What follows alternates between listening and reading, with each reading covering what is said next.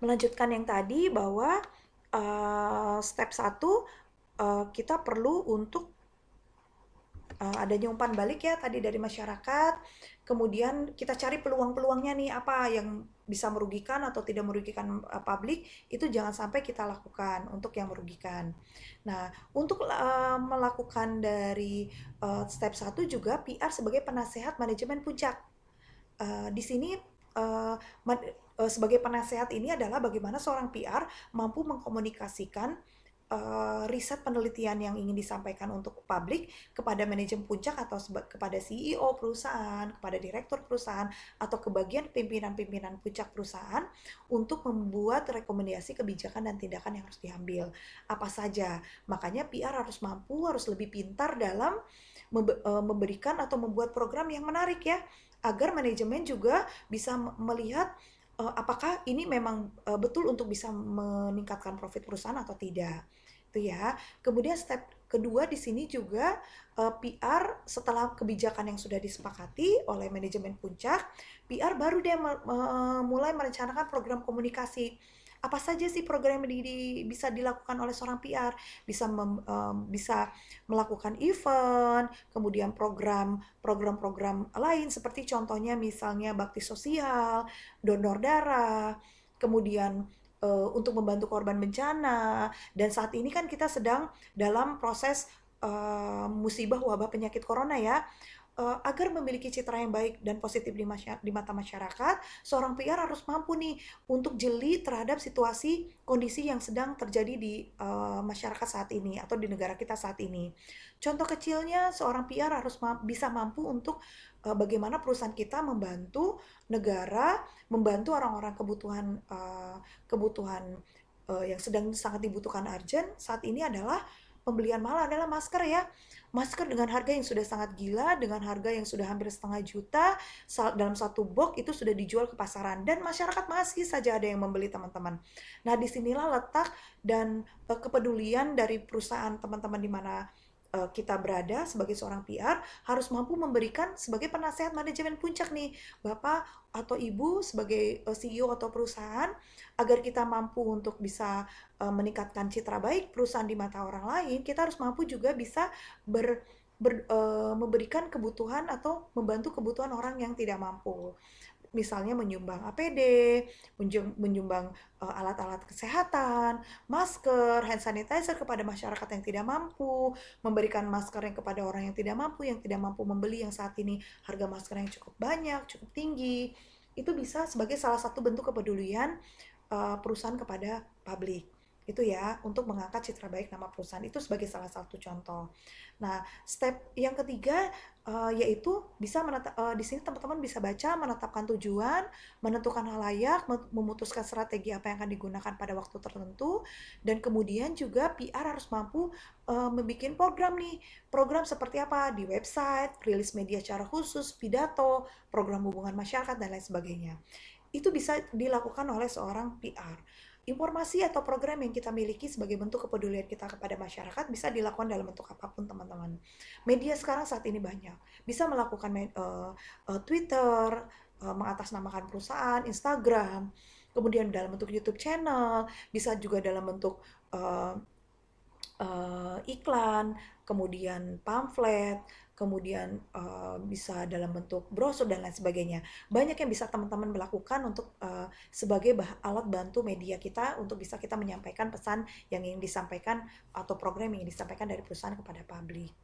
Oke, kemudian dari stepnya yang kelima, efek diukur dengan umpan balik. Sudah pasti ya, dengan apa yang sudah tadi kita lakukan, kita pasti menginginkan feedback dari masyarakat seperti apa. Pastinya feedback yang diinginkan juga kita pasti ingin yang positif ya. Oleh sebab itu dari awalnya perencanaan riset yang sudah dilakukan itu sudah harus secara matang, secara baik, mengkomunikasikannya juga baik agar impact dari uh, hasilnya juga menjadi positif ya teman-teman ya. Kemudian juga step yang keenam itu keberhasilan atau kegagalan dari program atau kebijakan dinilai sebagai cara untuk menentukan upaya tambahan diperlukan, masalah baru dan peluang. Oke, dari step 6 dari feedback ini juga baik itu berhasil atau gagalnya dalam suatu program, kita tinggal menunggu nih feedback dari masyarakat. Kita sudah berusaha yang terbaik, memberikan program yang terbaik, bantuan yang terbaik untuk masyarakat, sesuai dengan program yang dimiliki oleh perusahaan kita. Itu nanti tinggal feedbacknya dari masyarakat, kita tinggal tunggu. Nah, dari feedback yang masuk itu juga jangan menjadi satu kelemahan untuk kita sebagai seorang PR ya, tapi harus mampu jika mendapatkan hasil yang negatif, kita harus mampu untuk meningkatkan kembali citra yang baik positif di mata masyarakat. Jadi tidak hanya setelah setelah kita menerima negatif, misalnya, oh feedbacknya negatif, ternyata kita tidak diterima oleh masyarakat, itu jangan menjadi satu kendala atau hambatan untuk kita. Tapi kita harus mampu untuk berjuang menjadi lebih baik lagi, untuk membuat program yang lebih menarik lagi. Oke ya. Nah, peran penelitian nih teman-teman, dalam riset PR itu apa sih? Kenapa sih mesti di PR itu harus ada riset?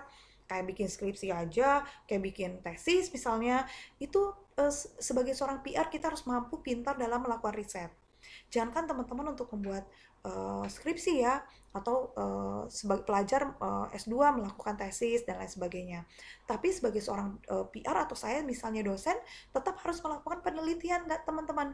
Dalam setahun 2 kali seorang dosen harus mampu membuat penelitian apa yang bisa pengabdian kepada masyarakat, apa yang bisa kita gunakan kebaikan untuk orang lain.